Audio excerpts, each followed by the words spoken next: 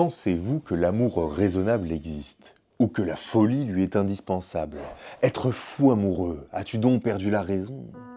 Juste avant sa mort, le célèbre Jean de La Fontaine nous partage le fruit de son travail, la somme d'une vie, dans son dernier ouvrage, livre 12, il fabule.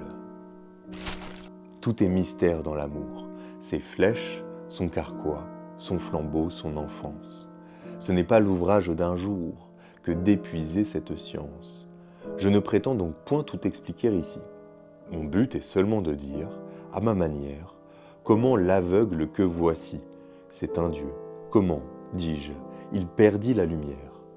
Quelle suite eut ce mal, qui peut-être est un bien? J'en fais juge un amant, et ne décide rien. La folie et l'amour jouaient un jour ensemble. Celui-ci n'était pas encore privé des yeux. Une dispute vint. L'amour veut qu'on assemble, là-dessus le conseil des dieux. L'autre n'eut pas la patience, elle lui donne un coup si furieux qu'il en perd la clarté des cieux. Vénus en demande vengeance. Femme et mère, il suffit pour juger de ses cris.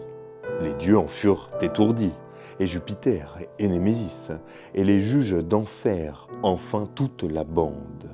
Elle représente l'énormité du cas. Son fils, sans un bâton, ne pouvait faire un pas. Nulle peine n'était pour ce crime assez grande.